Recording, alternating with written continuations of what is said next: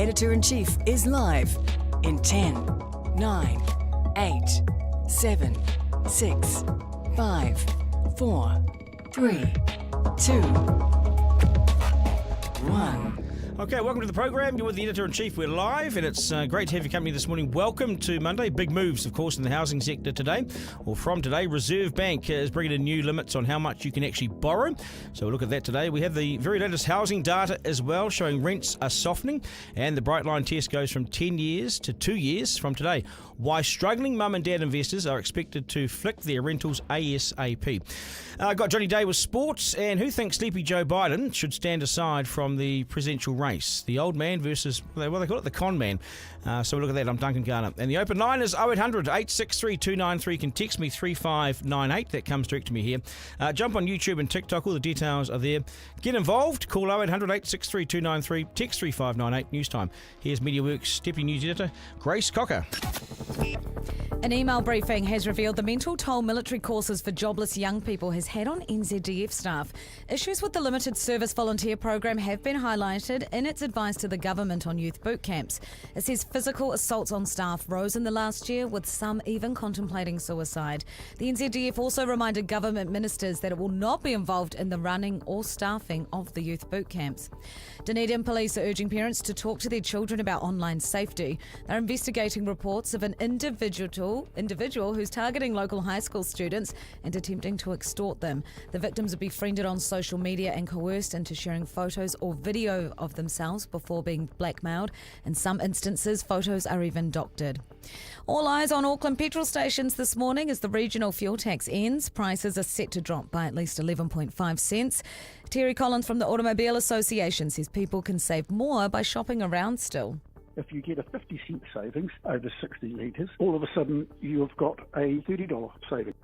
It's hoped today's rollout of the Family Boost rebate for preschool reaches struggling families. Parents can apply for a 25% childcare subsidy.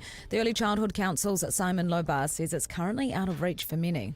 And that could be the cost, it could be travel issues in Auckland, but it's a very, very worrying sign. One person has died in a two-car crash on Auckland's Upper Queen Street. It happened near Ian McKinnon Drive last night. The road has since reopened.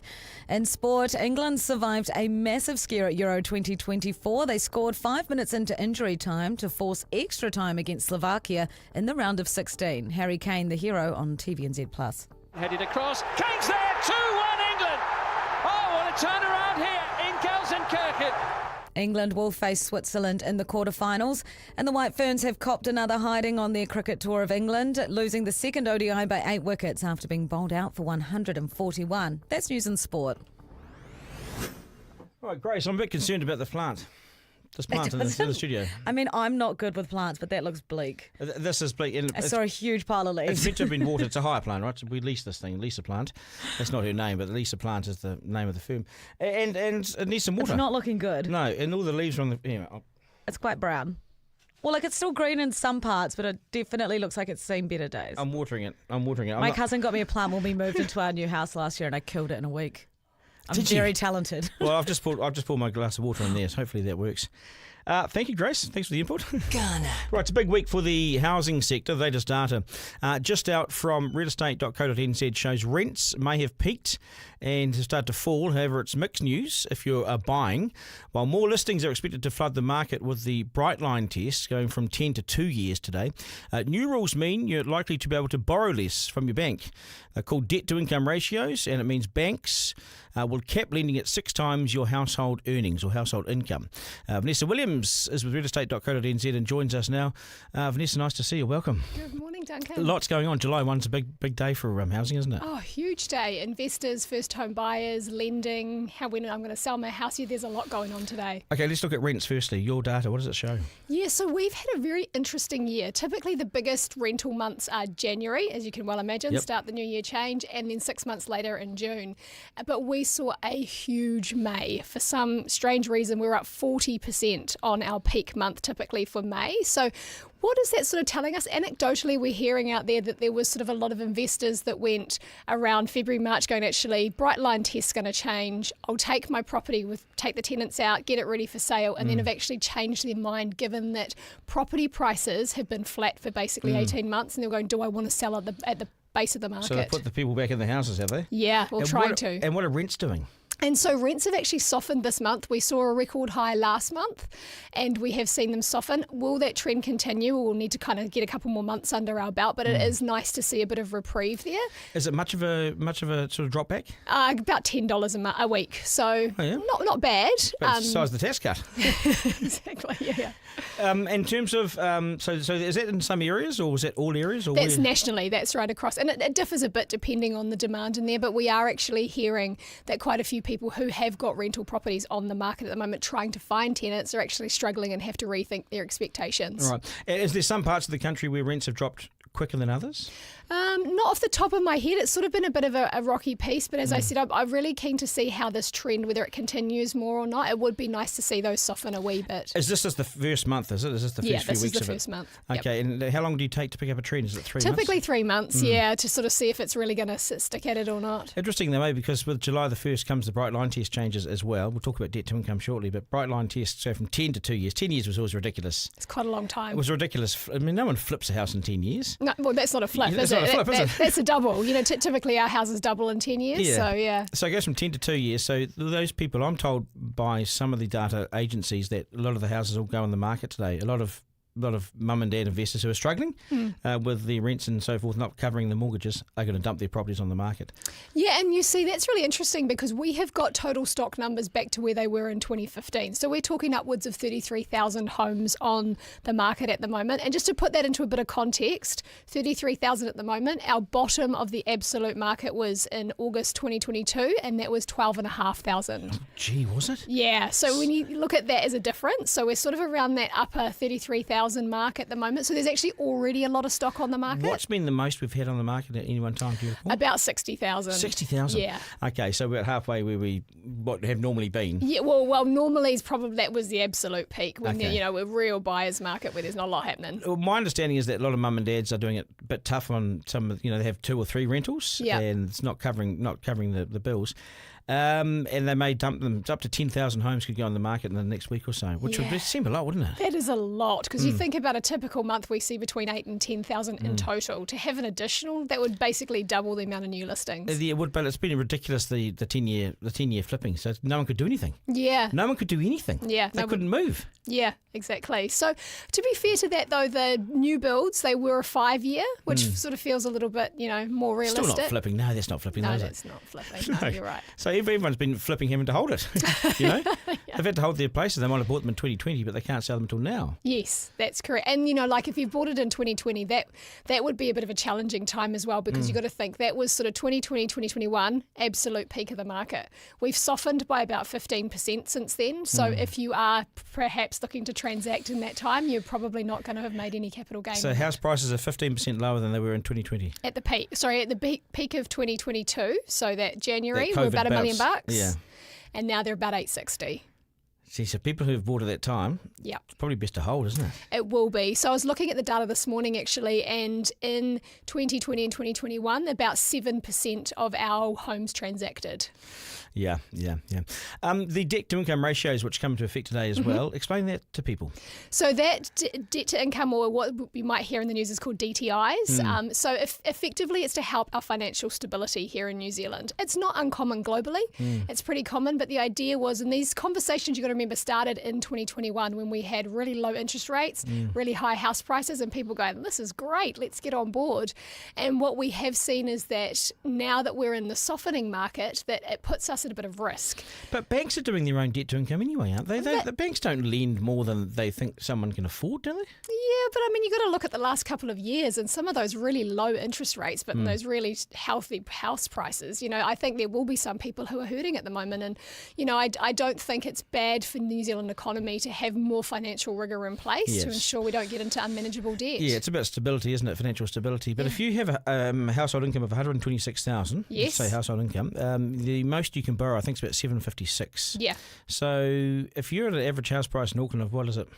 About $1 million, $1.1 million. So arguably you put up your deposit and you get your borrowings and you almost don't even make it. You're just there. Household incomes in Auckland are a bit higher than national. Sure. So we are, but I think people are really going to have to relook at these pieces both ways. So people who are buying, but you've also got to remember the supply side as well. So Could this drive house prices down, the debt to income? I think they're going to have to look at it, right? So if you've got a house price now if you've got a house for sale, effectively now the buyer's going to have a ceiling. So there's only so much you'll be able to command as a seller. Yeah, and you can't say, well, just squeeze them a little bit more. You can't. I'm at my debt level. I can't go any further. Yep.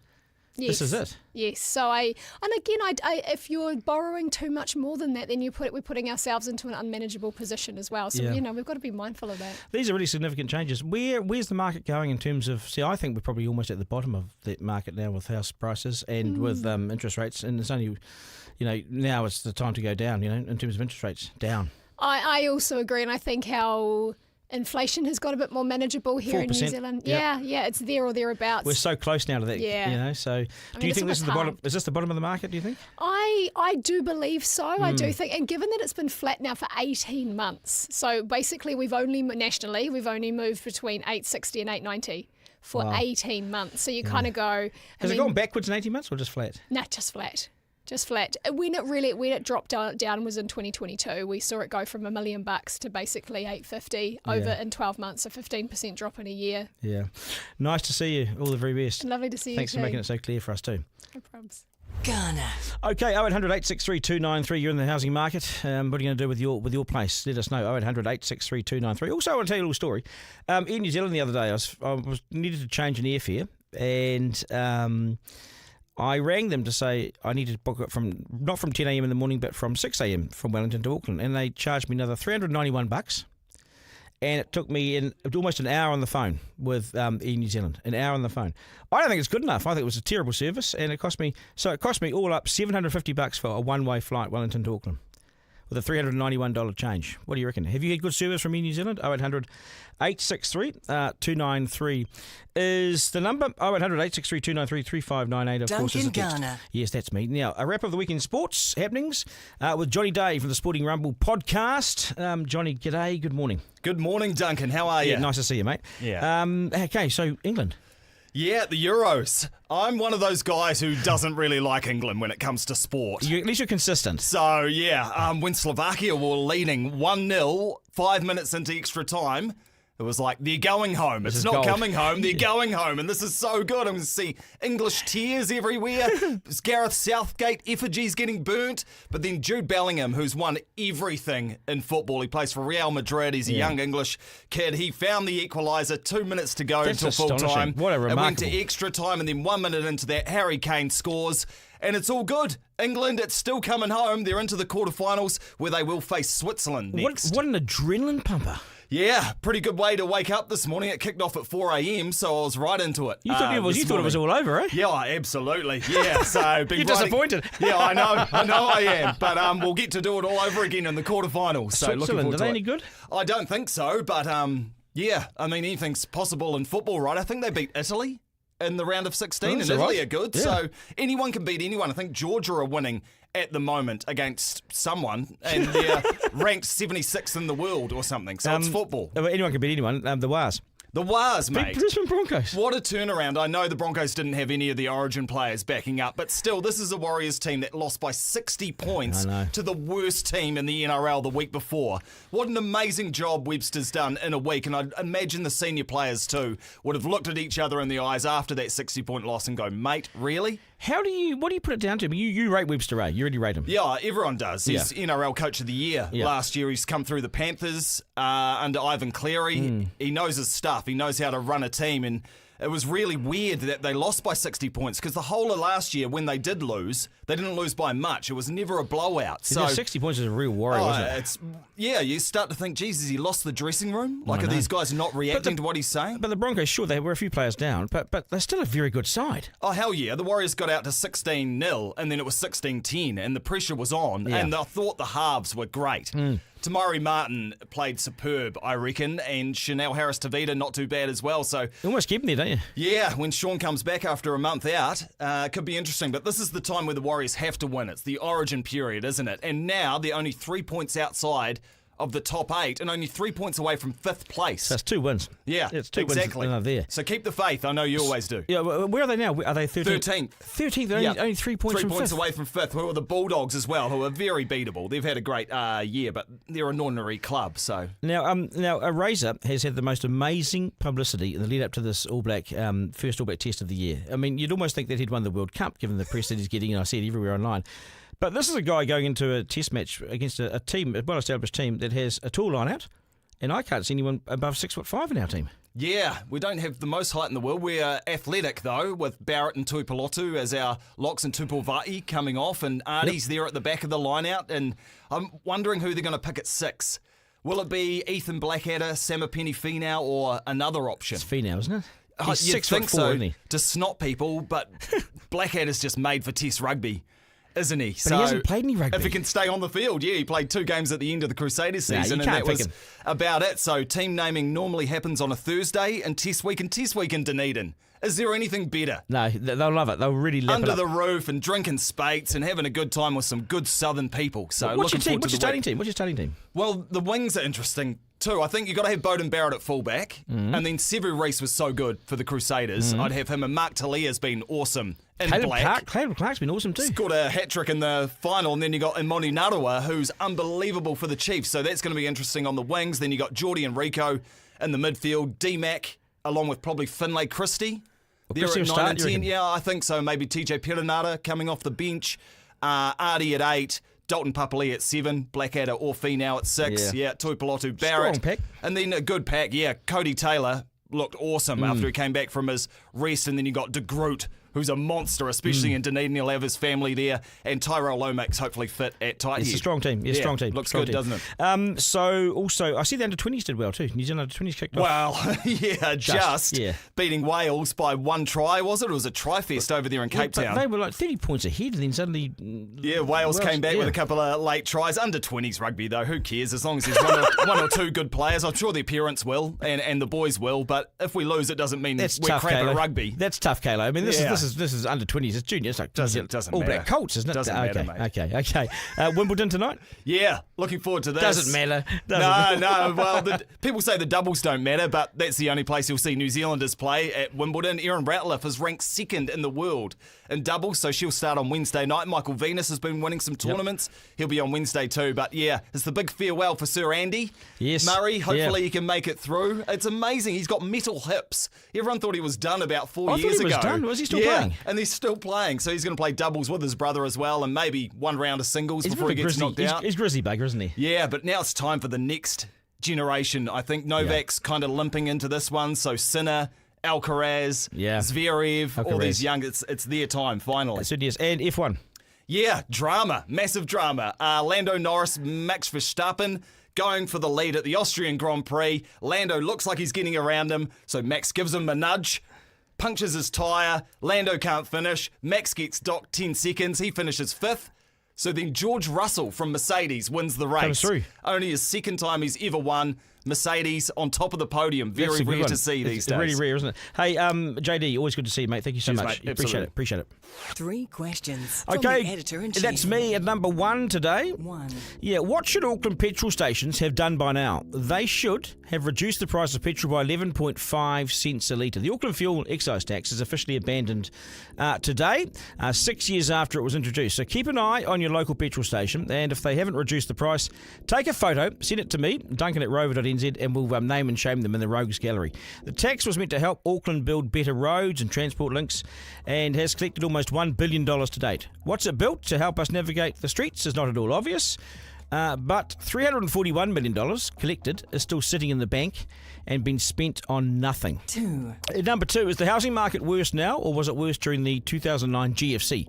It's worse now by a country mile. I was at the Professionals Real Estate Company Awards late last week, and I suggested that very point, and I was overwhelmed by people nodding in the crowd. I later asked a few of the survivors of the industry for their personal views, and they without hesitation said the slowdown is like nothing else they have ever seen. 3. At number 3, what do the coffin, the staple, the cheese cutter, the flying squirrel, the tornado, and the backslapper have in common? They are all forms of the time-honoured Manu bomb, which celebrated the Manu Masters at the weekend in Russell. You jump 4.5 2.3 metres into 14-degree water, and it's a bloody hoot. I don't know what it is about us Kiwis, but people of all ages throw themselves at these events. The oldest of Manu was a 63-year-old. It was won by a 30-year-old stay-at-home dad. Now, stay-at-home dads, they can do Manus all day, can't they? Perfecting the art. Garner. Okay, Kayla, you a Manu man? You would be. You're from the coast, aren't you? I couldn't Manu to bloody save myself. Really? Mate. You're a good-sized body, though. Hey? I'm not a waterman. I'm not too into water, and I know that sounds weird growing up in Gisborne, but I just, for the longest time, I could go multiple summers in a row without swimming. Really? What a weirdo. Only really since I've been with my partner of 4 years, I've started swimming in the ocean again. But I don't know. Is there something about, is it Jaws? I mean, no, you're too young for that. What was it? Did something happen to you? No, I've actually been quite all right. But because you're like a displacement ship. You're such a big square, you know. I grew up in a big cricket and rugby family, so I suppose I'm more of a land-dwelling mammal than sea. Yes. Now, what about Forrester? Forrester, are you a Manu man? I think I'm a little too American for that, you know. I had to learn the culture when I arrived here. Oh, right. But you have you ever done one? Yeah, of course. Yeah. Any good? You any good? No, not really. Well, I think I remember growing up in the North Shore. It was always the staple because it displaced the water. Yeah, but you could get the old belly rub. You know, get the old slap across the belly if you did the staple. You know the staple? You know the staple? Yeah. I know the technique. I just can't execute it quite as well. I haven't had the training time. Yeah, I've never been one to Manu either, or even dive into water. I just not much of a diver. Not a high diver. No, shit, no. No. Oh, well, thanks for your insight, guys. Yeah, really impressive. Money check. Is Joe Biden fit to be president, or is he simply too old? That's the question being asked. America had its first presidential debate over the weekend, but while 78-year-old Trump was ready to rumble, Biden looked surprisingly frail, at times even struggling to finish his sentences. Have a look at this. All those things we need to do, child care, elder care, making sure that we continue to strengthen our healthcare system, making sure that we're able to make every single solitary person eligible for what I've been able to do with the COVID. With dealing with everything we have to do with. Look, if we finally beat Medicare. Thank you, President Biden. President Trump? Well, he's right. He did beat Medicare. Yeah, I'm not sure he might have beaten himself there. Where does it all leave the Liberals? Political scientist, author and lecturer Maria Armoudian joins me now from the US of A. Maria, thanks so much for your time. What do you make of, how strong are these calls for Biden to stand down, and what's the likelihood of it? Hi, Duncan. It's so good to talk with you again. It's pretty bad. There are a lot of strong calls. It's a dividing people considerably that would have been in the Biden camp. The New York Times has called for him to step down. The other major newspapers over in Georgia, for example, have called for him to step down. A lot of major columnists have called for him to step down.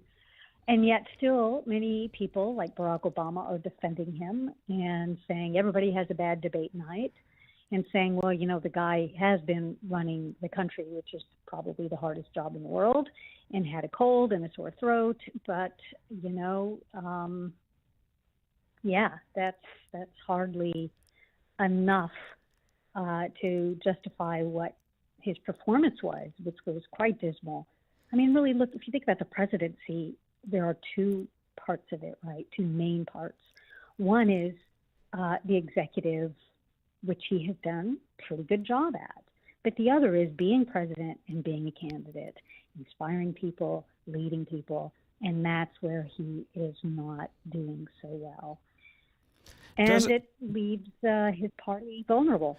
Yeah, does it concern the American people that, because they're the voters at the end of the day, what are the people saying? Are there any sort of snap polls or any polling on Biden's capacity? Yeah, there have been polls. Yeah, there have been polls, and more people are. I mean, there's still a little bit of time that we need before we absolutely understand the impact of this. There were something like 20 million viewers fewer than had been last time they debated. And so people are watching it still now and watching clips of it, like the one that you played, which was the worst part of his entire debate. there were parts that he was a lot more coherent, more than me even at this moment. But he was not consistent by any stretch. There were multiple times when he needed to counter what Donald Trump had said, because he made a lot of false and misleading statements throughout the whole debate as well. And he just, Biden, the candidate, failed to do those things, those fundamental things that it requires the kind of sharpness of somebody who maybe wasn't running a country and trying to deal with 2 wars and had a cold and is 81 years old. I wonder, I see the former leaders, Barack Obama, and there's Hillary in there as well, Hillary Clinton. They're all saying, no, leave him there. So they've all come in and solidly behind him. And so have a number of governors and so forth. There's no one putting their hand up saying, right, let's move the bugger out of the way, it's my time. They've been very loyal, aren't they? Yeah, there is that for sure. We don't know what's going on in the back rooms, though, and I do suspect that it would require people who are very close to Joe Biden to be able to persuade him to step back and let somebody else step up. There have also been polls about who those people could be. Most people in the Democratic Party are saying, the natural person would be Kamala Harris. She's not very popular. But, of course, she hasn't been all that visible either. And she is pretty sharp, and she is a good debater. And one of the weak points right now for the Democrats are black people. And she might be able to shore some of that up. And there are a couple of governors that people are thinking about. There's the Transportation Secretary, Pete Buttigieg. So, there is talk about them among the party. There's still a chance between now and the convention, which is in August in Chicago, that they might persuade Joe Biden to step down and release his delegates, in which case those delegates would be free to choose another candidate to run for president against Donald Trump. What would have to happen for him to go? He'd have to willingly go. He couldn't be rolled. He'd have to willingly put his hand up and say, I'm done. Is that right? I think so, because the way it officially works is that when you go into the convention, you've already had all those primaries. People have already voted, right? And they voted for Joe Biden. And so those delegates who represent the voters there have pledged their support for Joe Biden. So they would have to, defect on their own pledges. And that's a pretty difficult thing. Project 2025, I had a look at that over the weekend.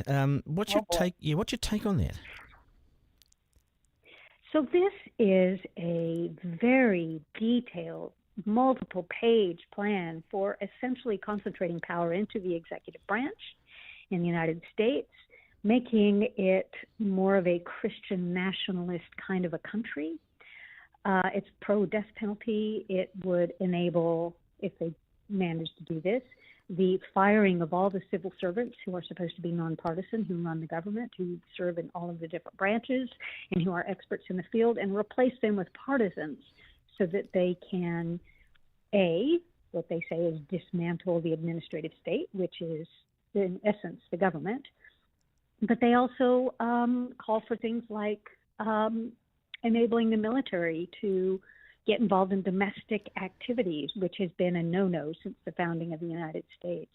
So it's not a very positive document, based on religion, and it certainly isn't kind of the United States that I think people have, countries are an idea, really, but when you think of the United States, you don't usually think of those kinds of things. You think of, how it's branded. Who's behind it? It's sort of frightening, isn't it?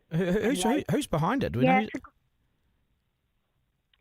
a whole bunch of ultra-conservative groups, religious groups, led by the Heritage Foundation, which is a very well-funded far-right think tank.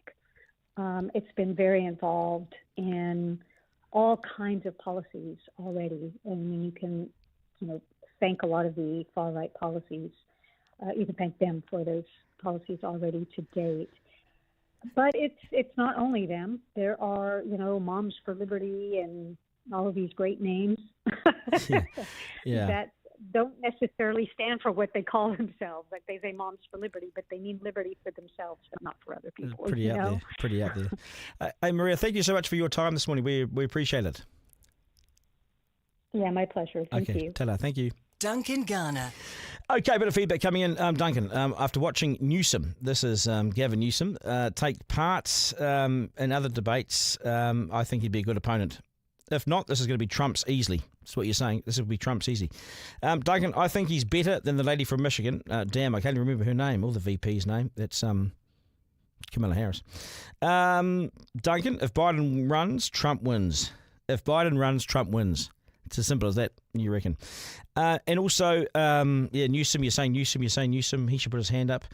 Duncan, Air New Zealand, says Chase, is extorting us in the regions. The fact that they have smaller, tiny airlines, they can't be competitive. It shows it all. Air New Zealand prices are why we drive, says James, rather than fly when we go away. Looking at flights to go away over the weekend, says Troy, it was way too expensive, almost the same price to go to Brisbane. Complete joke at Air New Zealand. Who's had an expensive flight from Air New Zealand lately? Mine was $7.50 return one way, Wellington to Auckland. I missed my flight 3 days ago, and they quoted me $300 to change it to 1 hour later. Well, mine was $391 to change it 2 hours earlier. Yeah. Now, and then when I went to the front desk, they were like, "Oh yeah, $40." Oh yeah, no, the service fee. What were you late for? Were you drinking? No, I was working actually. Oh what?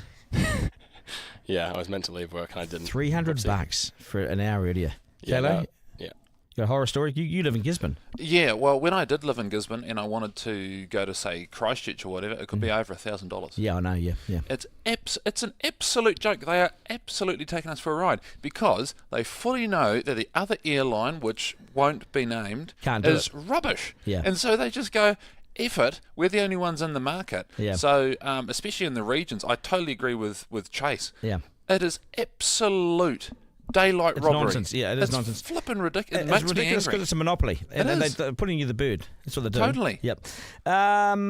Okay. Yeah, good to have you company. 0800 863 293. Garner. Yes, right. It's the slam dunk. It is. Now, in Wellington, and especially the streets of 99 Cannons Creek, he's regarded as a folk hero. Billy Graham is a legend, a former boxer who takes on kids from the wrong side of the tracks and turns their lives around. So successful, he was named Kiwibank Local Hero of the Year in 2011, and in 2022, the government made him a member of the New Zealand Order of Merit in the Queen's Birthday Honours. Truth is, and I've seen the official data, but of the 3,500 troubled kids that have come his way through his boxing and general life coaching courses, he has had a 98% success rate. Just 60-odd kids have dropped out, but the majority, 3,440, have gone on to further education and success and better lives and better lawful community engagement, and the majority have re-entered this education system. It's a remarkable turnaround from these kids in the toughest neighbourhoods, and it's all because Billy Graham and his youth trust never ever give up. So successful, he now has an affiliate boxing gyms and academies right around the country in a number of different metropolitan areas, okay, and a couple of country areas too. You never hear much about this success because the media trade mainly in shock, horror, negative, okay? And who wants the good news? Who wants the good news? We do. We'll tell both sides of it. But here's the really unfortunate bit. The government has just cancelled the $1 million funding contract that gives the foundation to keep this success going. It's part of the government's drive to cut costs. But it's just blind cost cutting. And it flies in the face of the government wanting to stop crime, surely. And especially youth crime, which has really spiked in the past 12 months. This is thoughtless, slash and burn, and it's no idea of the value of this. There's no idea of the value of what this man does. It knows the cost of everything and the value of nothing, this government. I urge them to rethink it. If it got to know him and saw what he did, then they would set up funding for multi-years ahead, and say, thanks, mate, what else can we do for you? Billy Graham is stopping young kids offending or reoffending, and he's setting them on the straight and narrow. It's a path to success, and it's worked. They leave him motivated and disciplined and focused and humble. The government should be red-faced and embarrassed to know it's pulled funding from this youth academy at a time when so much focus is on how hard it is to reach these young people, these young misfits. Billy Graham already has a front row seat, and they call him Sir. I challenge the government to relook at this decision and to reverse it. It's the right thing to do. We all make mistakes. Just own this one and put it right. Garner. Okay, something exciting. Before we go today, we're going to get in trouble for this at some stage down the track. But we're doing this new thing. Every Friday we'll release it. Well, yeah, but you can give us an update. So I want you to send me your ideas. It's called a Plonker Rankings. And people can go up and come down. So we have the top 5. And it goes a bit like this. Okay, here it is here. This is our full marketing budget.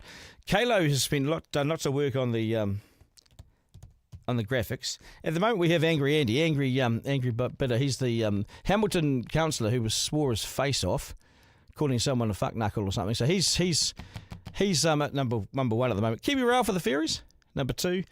Nobby Clark for the N-word. I mean, he should be 1. Colin Peacock. How did Colin Peacock? Oh, that's right. He had a go at us, didn't he? He's right. Yeah, Colin Peacock. But he's tumbling. And Brian Tamaki for some reason.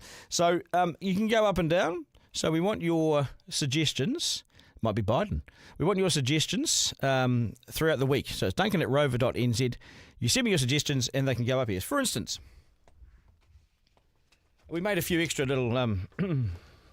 someone needs to water the plant too this time. It could be Luxon. Luxon could make it on there. Golrees would have been on there at some stage. Hey? Handbags to the head. Nicola Willis at some stage. I don't know. Put her up there. BVV. Brooke Van Velden. Brooke Van Velden, yeah, she's might be there. Adrian Orr but he's screwing us on house prices and mortgage rates. Hey? He's gone down there. You might even whack up me. Because at some stage... We'll probably do something silly and see more. So I mean, there's all sorts of other options in there, and you tell us. You can make the sign, Kalo, just like that. Yeah, what I was thinking actually, I think we need some noise and some music to jazz this up a bit. Yeah, like that whole Roy Darrell thing. Have you got anything on standby there? No, not really. Okay. Yeah, I'll have it. I'll have it for tomorrow, hopefully. Yeah. So we'll do the first one tomorrow, or first update this week? No, I think we've done it there, and then we'll do it on Friday, and then we'll come back on Monday, and then Who else would you put on the Plonker Rankings, folks? Who else? 0800 863 293. Who would you put on there? If you could put someone on there right now, who would it be? Yeah, you can also let me know. Duncan at rover.nz. I'd put Biden in there. I mean, can we? Is this just a New Zealand thing only, or no, you go put international? Biden. Yeah, no, you can go international. Oh, Biden then. Yeah. Oh my God. Yeah, no. With Trump. Because Trump didn't say anything. He just stood both there. Of them. Trump no, I and know, Biden. but they're both muppets. Air New Zealand? Yep. Air New Zealand? Yeah. Yep. Air New Zealand. Yep, we're all in agreement here. Yeah, okay. DG, loving the podcast and the format. Well done to the team. Thank you for that. Yeah, that's nice. And also, better than boot camps. Oh, landlords must have their tax breaks. Come on, Duncan. You've got to have these cuts going. The landlords have their tax breaks. Yeah. Can we have a Donkey of the Day segment? No, the Plonkers Rankings are Donkey of the Day. That'll do. So that is us, folks. We better hightail it out of here. Someone else will want the studio at some stage. So we'll do that all week, okay? This will be available as a podcast on Rover very shortly, or wherever you get your podcasts. Thanks for all your feedback and support. Keep it coming in. You can subscribe as well. Actually, we haven't talked about that. You can subscribe to the podcast as well by just subscribing. Hit the subscribe button. It's all there. I'm Duncan at rover.nz. To my team, Caleb, Miranda, Forrester and Zarina. Thank you, guys. I got the best team in the country.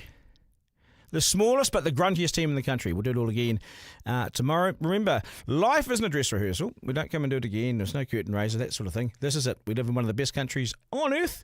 So get out and enjoy it. Have a great day. Stay positive. Take care, New Zealand. I'm going to go pick up the leaves from the dodgy tree and water it. Catch you later. That was Duncan Garner, Editor-in-Chief Live. Missed something on the live stream? Text Duncan to 3598 to listen back on the podcast. Want to get in touch? Call 0800 863 293.